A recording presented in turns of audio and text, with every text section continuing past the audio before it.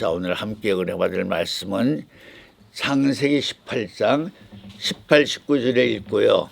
신명기 6장 6절부터 8절을 읽어주시기 바랍니다. 창세기 18장 18절 말씀, 구약 21페이지. 아브라함은 강대한 나라가 되고 천하 만민은 그를 인하여 복을 받게 될 것이 아니냐. 내가 그로 그 자식과 건속에게 명하여 여호와의 도를 지켜 의와 공도를 행하게 하려고 그를 택하였나니 이는 나 여호와가 아브라함에게 대하여 말한 일을 이루려 함이니라. 신명기 6장 6절 말씀, 구약 271페이지. 오늘날 내가 네게 명하는 이 말씀을 너는 마음에 새기고 네 자녀에게 부지런히 가르치며 집에 앉았을 때든지 길에 행할 때든지 누웠을 때든지 일어날 때든지 이 말씀을 강론할 것이며 너는 또 그것을 내 손목에 매어 기호를 삼으며 내 미간에 붙여 표를 삼고. 18장 18절 19절에 아브라함을 택하신 목적이 잘 나타나 있죠. 아브라함의 후손을 하나님의 의로서 공도로서 가르침으로써 그들을 통해서 하나님이 이루시고자 한 목적을 이루고자 하는 것이 아브라함을 택한 목적이라고 잘 나와 있습니다. 그렇기 때문에 아브라함의 후손들을 어떻게 가르칠 것인가, 그렇죠? 하는 그 입장을 아브라함을 통해서 밝히 가르쳐 주시고 있습니다. 예수님이 나를 따르는 자는 자기 자신을 부인하고 자기에게 준 십자가를 짊어지고 따르라는 말씀을 하신 내용이 있습니다. 갈대오를 떠나고 본토 친척 아버지를 떠나게 하시는 그 과정, 늙은 아버지 데라를 버리고 조카 롯을 데리고 떠나는 모습, 그리고 조카 롯과 분리하는 모습, 또 하갈을 통해서 낳은 이스마엘과 분리하는 모습, 그러고 끝내는 백세 얻은 만득자 이삭을 제물로 바치게 하는 그런 모습이 곧 아브라함이 십자가를 어떻게 짊어져야 하는 것을 교육적인 차원에서 영적인 입장에서 하나님이 아브라함에게 하나하나 자세하게 분명하고 확실하게 가르쳐주는 모습이라고 말씀할 수가 있습니다. 시작한 사람이 시작을 잘못하면 당연히 전 과정은 잘못될 수밖에 없습니다. 믿음의 조상으로 아브라함이 세워졌다면 진실로 아브라함은 참 믿음을 가진 자가 되지 않으면 안 되기 때문에 하나님이 믿음의 정체와 실상을 아브라함에게 밝히 하나하나 막연히 가르쳐주고 있는 것이 아니라 자세히 정확하게 가르쳐주고 있다라고 말할 수가 있는 것입니다. 백세 얻은 만득자 이삭을 모리아 한산에 가서 번제물로 바쳐라. 그런데 그 당시에 이삭의 나이가 여러분들이 알다시피 사라가 90세에 이삭을 낳았죠. 아브라함 100세, 사라와 아브라함은 10살 차이니까. 근데 사라가 127세에 죽었습니다. 죽기 전에 그 일이 있었던 것이죠. 그렇다면 대략적으로 이삭의 나이가 한 30세에 가까운 그런 나이였습니다. 그런데 모리아 한산 하나님이 지적하신 장소에 올라가자마자 장작더미를 쌓고 이삭을 순간적으로 포박해서 장작더미에 올려놓고 아브라함이 이삭의 목을 따려고 그랬죠. 번제는 죄를 각을 떠야 됩니다. 각을 떠서 장작불에 태우는 것이 번제입니다. 그런데 그 100세가 넘은 아버지 아브라함이 하는 대로 이삭이 순종했다. 이삭이 성령으로 태어난 사람이기 때문에 아버지가 하는 대로 자기를 맡겼을 것이다. 우리는 당연히 그렇게 생각합니다. 그렇게 생각하는 사람들은 다 어린아이 같은 신앙이에요. 어린아이 차원이에요. 절대 그런 것이 아닙니다. 아브라함 아버지께서 아들인 이삭에게 자기에게 어떤 행함을 한다고 해도 순종할 수 있는 사전적인 뭐예요? 충분한 말씀의 교육을 받았다는 것을 알아야 되는 것입니다. 이삭이 자라는 과정에서 하나하나 내가 너를 어떻게 임신해서 어떻게 낳았는지 사라를 통해서 분명히 배웠다는 것을 알아야 됩니다. 나하고 너의 아버지 아브라함이 아이를 낳을 수 없는 그런 상황 속에서 하나님 우리에게 어떤 말씀을 하셨고 어떤 입장에서 너를 가졌고 너를 이렇게 100세의 아버지 내가 90세에 너를 낳았다. 분명히 어머니로부터 이삭이 출생의 비밀을 정확하게 배웠을 것입니다. 그리고 자라는 과정에서 또 이삭이 분명히 어머니에게 물었을 것입니다. 내 위로 형이 분명히 있었는데 그 형이 어디 갔습니까? 그들은 어떻게 살고 있습니까? 그래서 사라나 아브라함이 그 점에 대해서도 분명히 가르쳤을 것이라고 믿습니다. 혈과 육은 하나님의 기업을 받을 수 없다고 한 말씀처럼 첩의 자식은 기업을 받을 수 없기 때문에 단호하게 아버지 아브라함이 하갈과 그를 내어 쫓았다 하는 말씀도 분명히 가르쳤습니다.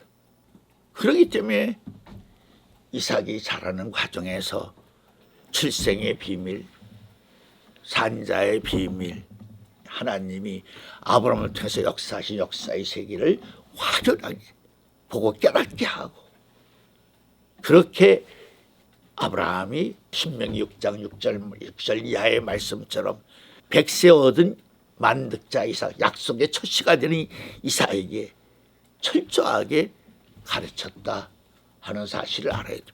가르쳤기 때문에 아브라함이 순간적으로 이삭을 포박하고 그렇죠.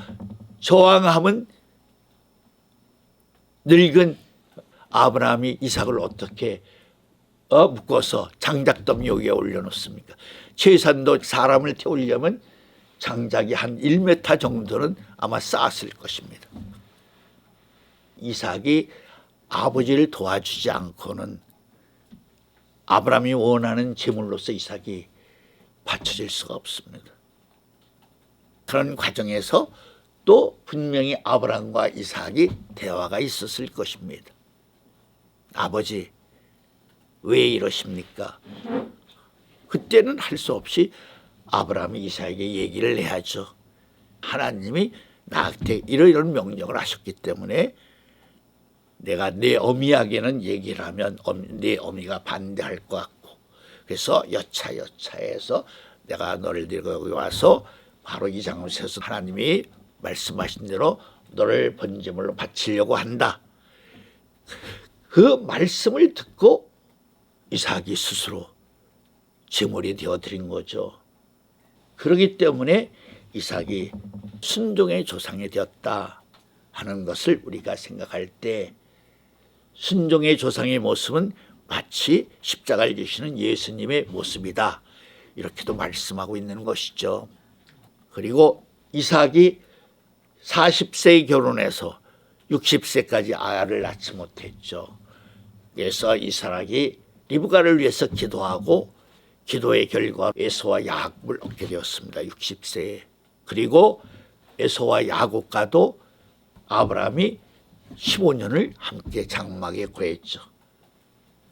야곱이 장자권에 대한 깊은 관심을 가질 수 있었던 것도 누구에게 배우는 것이에요? 아브라함에게 배우는 것이죠. 아브라함이 가르친 것이죠. 아브라함은 뼈저리게 약속의 자녀, 장자가 얼마나 귀중하고 소중하고 존귀하고 거룩한 존재인가를 누구보다도 체험적으로 잘 알고 있는 사람이죠.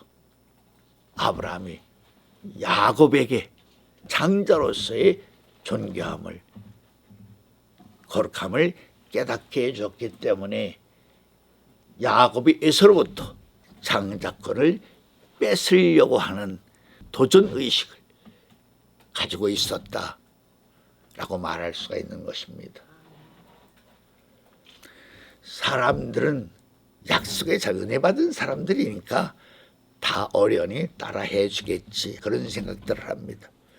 그러나 말씀이 육신이 되신 예수님이 고난을 통해서 순종을 배우셨다고 했고, 자기 몸을 베고 낮춰 통과 눈물로 기도하심으로써 하나님의 약속을 들으셨다, 받아내셨다는 말씀을 생각해도 은혜가 모든 것을 다 그냥 이름이 역사하는 속에서 사람은 그 은혜를 잊고 있을 뿐이다, 그런 의식을 가져서는 안 된다는 것을 지금 지적하고 있는 것입니다. 그래서 사람은 태어나서 죽는 순간까지가 배움의 시간이다. 만물들로부터 배우고 모든 것으로부터 다 배우는 도장이다. 그렇기 때문에 교육의 필요성을 여러분들에게 좀 강조하려고 하는 것입니다. 그런 의미에서 오늘 한 가정을 소개하고자 합니다. 여러분들이 알다시피 엘리 제사장의 두 아들이 있었죠. 사무엘상 2장 22절부터 25절을 한번 읽고 시작을 하겠습니다. 사무엘상 2장 22절 말씀. 구약 409페이지. 엘리가 매우 늙었더니 그 아들들이 온 이스라엘에게 행한 모든 일과 회막문에서 수종드는 여인과 동침하였음을 듣고 그들에게 이르되 너희가 어찌하여 이런 일을 하느냐. 내가 너희의 악행을 이 모든 백성에게서 듣노라. 내 아들아 그리 말라. 내게 들리는 소문이 좋지 아니하니라. 너희가 여호와의 백성으로 범곽해 하는도다. 사람이 사람에게 범죄하면 하나님이 판결하시려니와 사람이 여호와께 범죄하면 누가 위하여 간구하겠느냐 하되 그들이 그 아비의 말을 듣지 아니하였으니 이는 여호와께서 그들을 죽이기로 뜻하셨음이었더라. 자, 그리고 30절, 34절까지 다시 한번 더 읽어주시기 바랍니다. 사무엘상 2장 30절 말씀. 그러므로 이스라엘의 하나님 나 여호와가 말하노라. 내가 전에 내 집과 내 조상의 집이 내 앞에 영영이 행하리라 하였으나 이제 나 여호와가 말하노니 결단코 그렇게 아니하리라. 나를 존중히 여기는 자를 내가 존중히 여기고 나를 멸시하는 자를 내가 경멸히 여기리라. 보라, 내가 내 팔과 내 조상의 지팔을 끊어 내 집에 노인이 하나도 없게 하는 날이 이를지라. 이스라엘에게 모든 복을 베푸는 중에 너는 내 처소의 환난을 볼 것이요 내 집에 영영토록 노인이 없을 것이며 내 단에서 내가 끊어버리지 아니할 너희 사람이 내 눈을 쇠잔케 하고 내 마음을 슬프게 할 것이요 내 집에 생산하는 모든 자가 젊어서 죽으리라. 내 두 아들 홈니와 비누아스가 한 날에 죽으리니 그 둘이 당할 그 일이 내게 표징이 되리라. 자, 이 가정을 지금 소개하는 이유는 엘리 제사장이 홈니와 비누아스라는 두 아들을 잘 가르쳤다는 뜻이에요. 잘못 가르쳤다는 뜻이에요. 하나님의 드리는 제물을 취하고 제물 드리는 여자를 취한다는 것은 뭐요? 그냥 책망할 수 있는 그런 범죄의 대상이 아니에요. 거의 사형에 해당되는 죄를 지은 것이에요. 두 아들을 제사용으로 사용해서는 안 되죠. 내쫓아야 됩니다. 그것이 엘리에게 하나님이 준 첫 번째 기회였습니다. 그런데 말로만 하고 말았죠. 말로만 하니까 그 아들들이 어떻게 했죠? 하던 대로 또 죄를 계속 이어가고 있다는 것이죠. 그래서 결국은 그들이 어떻게 됐어요? 죽으면은 징벌을 받게 됐죠.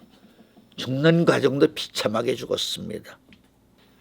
같은 날 홈니와 비나스가 죽고요.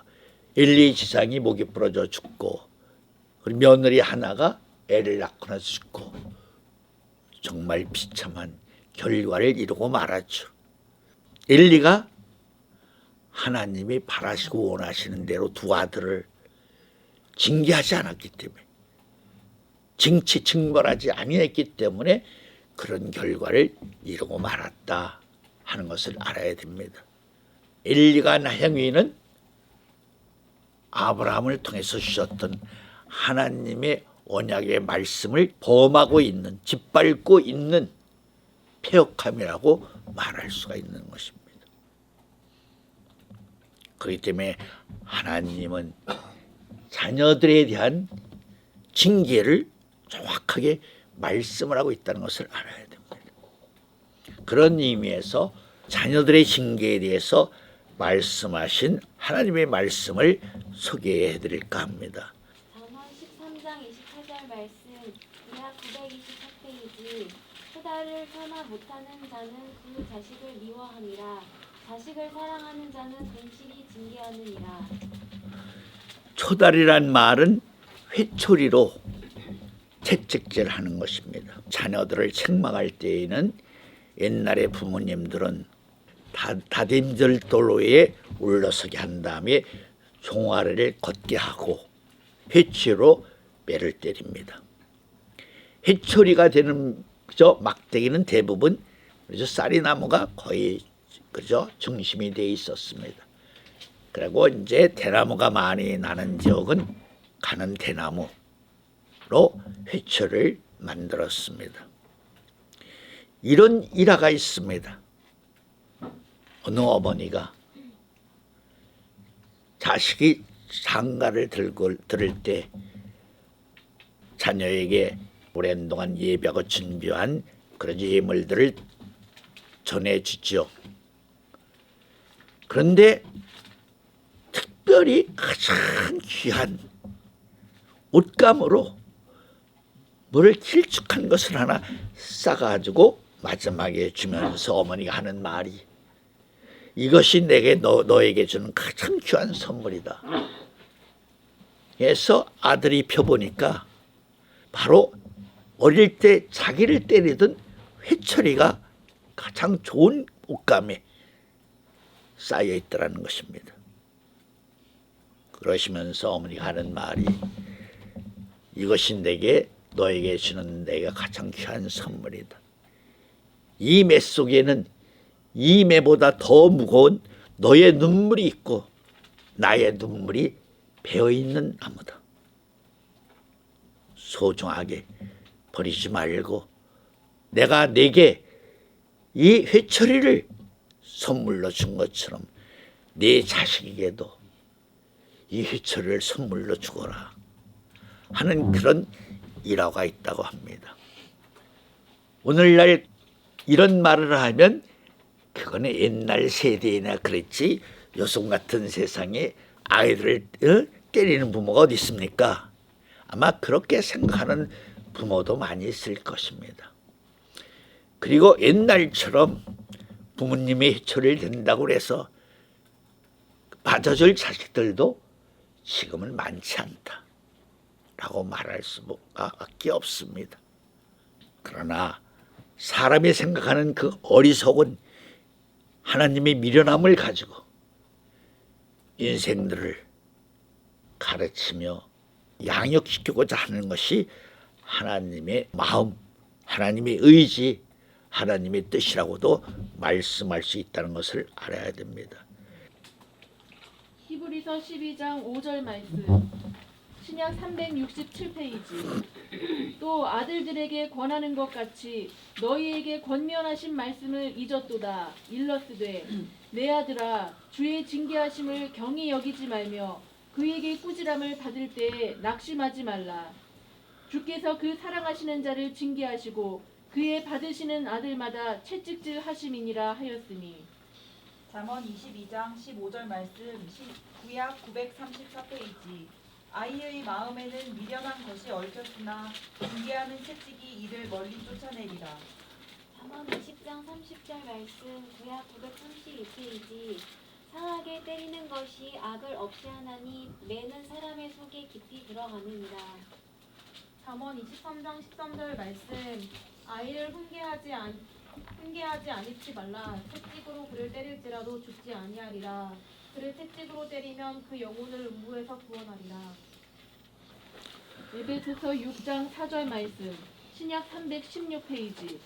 또 아비들아, 너희 자녀를 노엽게 하지 말고 오직 주의 교양과 훈계로 양육하라.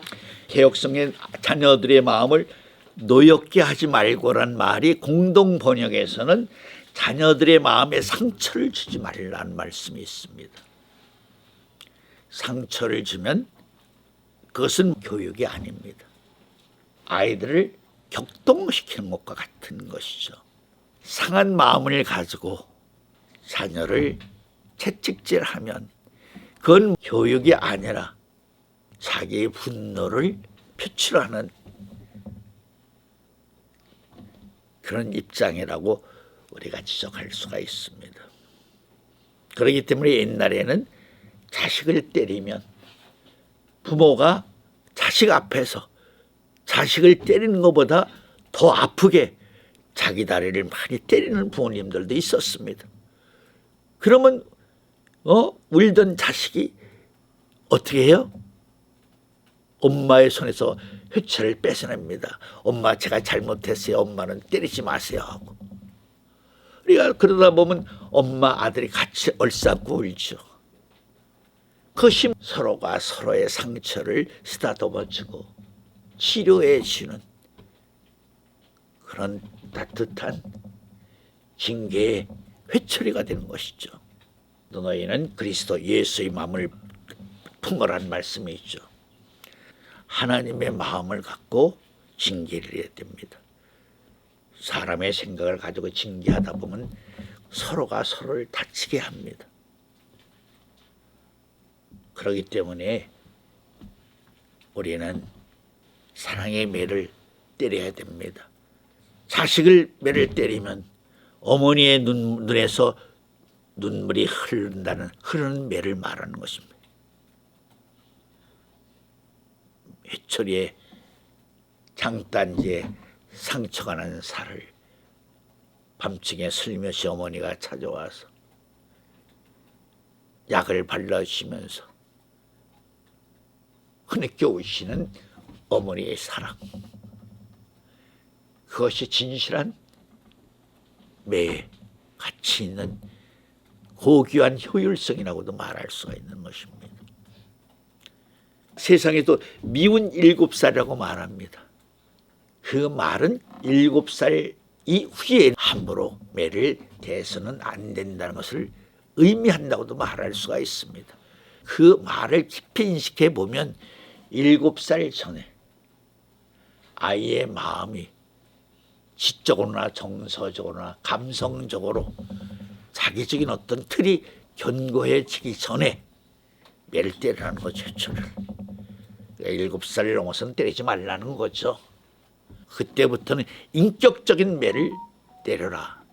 여기서 인격적이란 말은 매를 때리기 전에 먼저 잘못을 그렇죠. 인격적으로 어떻게 잘 지적하고 그것이 무엇이 잘못된 것인지 왜 나쁜 것인지 그걸 말로 대화로서 풀어가는 그런 입장을 아마 말하고 있는 것 같습니다. 골로새서 3장 21절 말씀, 신약 327페이지. 아비들아, 너희 자녀를 경록해 말지니 낙심할까 함이라. 자녀들을 낙심시켜서는 안 된다. 자녀들의 마음에 상처를 줘서는 안 된다. 그러니까 매를 들기 전에는 부모님들이 깊이 인지해 들 것이 기도한 다음에 매를 들으라는 거죠. 기도를 안 하면 분노한 마음을 가지고 매를 때린다는 거죠. 매를 때리기 전에 먼저 매를 때리는 것에 대해서 꼭 기도를 한 다음에 매를 때리라는 거죠. 그래야만이 그렇죠. 올바른 매를 때릴 수 있다라고 말하는 것이죠. 기도의 매를 가장 정확하게 올바르게 때린 사람이 있습니다. 그 사람이 누군지 아십니까? 바로 다윗의 어머니입니다.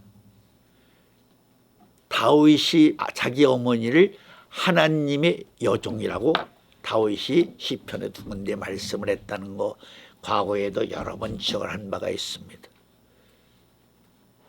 다윗은 어려서 고음을 이기고 사자를 이길 수 있었던 것은 바로 어머니의 기도의 능력에 은총, 은혜를 입었기 때문에 그런 은사를 받을 수 있었다. 그가 죽음을 친다는 것도 아버지와 형들은 아무도 몰랐었어요. 정말 보자기 속에 쌓여있는 듯한 다윗이 아버지도 모르고 형들도 모르는 가운데 그런 은혜의 사람, 은총의 사람이 되었던 것은 오직 어머니의 끊임없는 기도의 채찍으로 다윗이 그렇게 되었다라고 말할 수가 있는 것입니다. 어린 다윗이 어머니의 기도의 회초리 속에서 자랐기 때문에 마태복음 1장 1절 말씀처럼 아브라함과 다윗이 자신 예수 그리스도의 세계라, 그렇게 그리스도의 세계의 중적인 인물이 되었다라고 말하고 있는 것입니다. 오늘은 여기까지만 하겠습니다. 기도하겠습니다.